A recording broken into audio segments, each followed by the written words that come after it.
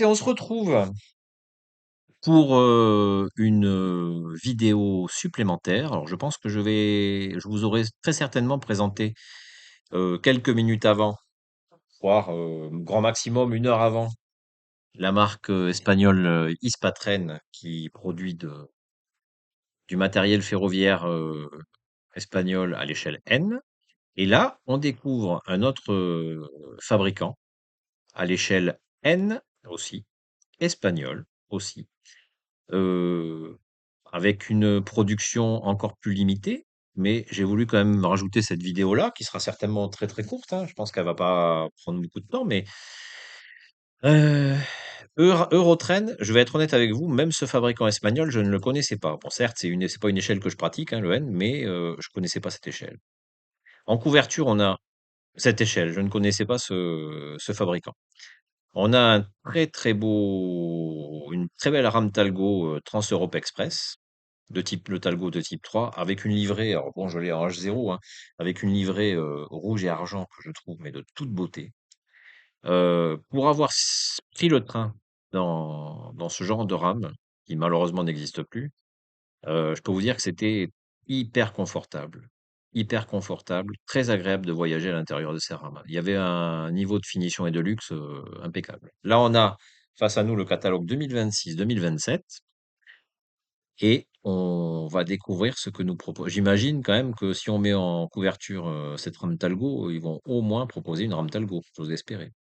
On va voir. Donc là, on a étonnamment une présentation en allemand. Alors, ce qui est étonnant, peut-être que c'est le même fabricant, Ispatren. Alors, c'est peut-être une deuxième marque liée à Ispatren. Parce que là, vous voyez, regardez. Ouais, je connaissais absolument pas, hein. On retrouve Ispatren, mais Eurotren. Alors, Eurotren, peut-être que c'est la gamme européenne. Ouais, je pense qu'on doit être sur ça. Je pense que Eurotren doit être la gamme européenne d'Ispatren. Ça paraît très logique. Donc, il propose quand même un petit catalogue de 8 pages, hein. Ça sera vite fait, mais bon, pourquoi pas. Et ah bah oui, en effet, là déjà on a quelque chose. Ah, les fameuses 313 de la Renfe espagnole qu'on avait sont proposées en version portugaise et c'est pas une mauvaise idée puisque ça a réellement existé, elles ont vraiment existé ces locomotives au Portugal. Elles ont été vendues en même temps à peu près au Portugal et en Espagne avec cette livrée-là. Donc Mabar les a reproduites. C'est une très très belle idée. Ça c'est bien vu ça. Très très bien vu par Spatren, Eurotren, je sais pas comment on l'appelait. Et là, ah ben alors là, ça peut intéresser, je ne savais pas si, 2026-2027, je ne sais pas si ça a été présenté sur les revues françaises. Pour les amateurs de l'échelle N française, on a une 62 000. Alors ça, je pense que c'est une vraie nouveauté. Je ne sais pas si vous êtes au courant. Eh ben écoutez, ça n'est, je pense, pas sorti, mais Eurotrain prévoit visiblement de sortir des 62 000 SNCF. Donc là, je pense que ça peut ravir quelques amateurs. Je connais pas la qualité du matériel moteur de ce fabricant, je sais pas du tout, mais je pense que ça vaut le coup. Et alors, modèle officiel Talgo, TE, bah voilà, un set de 8 unités Catalan Talgo, donc qui a effectué le trajet de Barcelone à Paris, hein.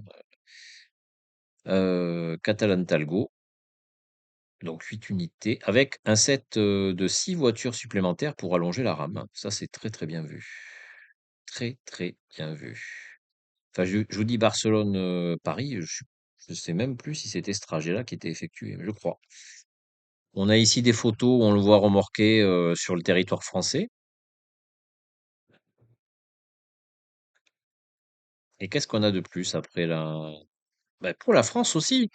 Pour la France aussi. Ah, France et Portugal. Mais la photo, c'est un trémi transcéréal de la SNCF qui est proposé. C'est pareil. Alors, une belle locomotive, une rame Talgo finalement qui peut intéresser les Français aussi, hein, puisque bah, circuler en France, hein, en Espagne, mais pas que, en France aussi, et surtout en France même.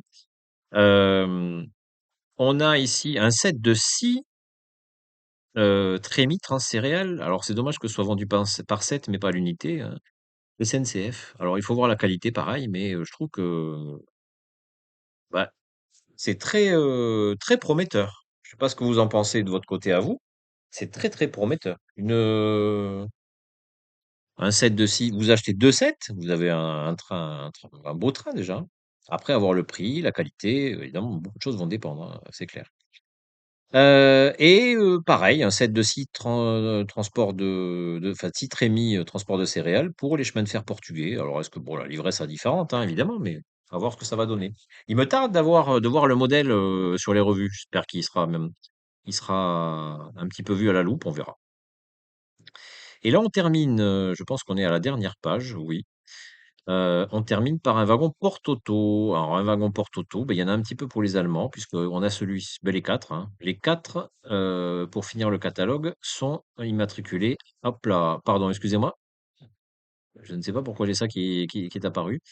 On a donc ce wagon porte-auto en 3 livrées différentes, mais pour, Interregio, ta ta ta ta ta et après les autres, je sais pas, hein. C'est en allemand, je pourrais pas vous dire.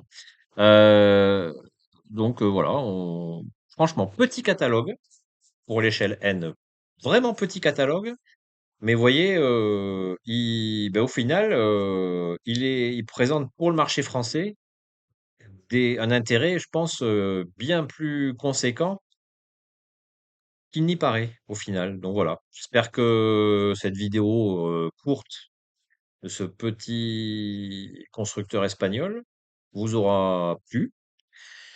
On se retrouve pour les dernières vidéos un peu plus tard de découverte de catalogue, hein. Je pense qu'on va en arriver au bout. Je vais pas faire ça pendant des mois et des mois non plus, faut pas exagérer. Sur ce, je vous dis à très vite pour une prochaine découverte.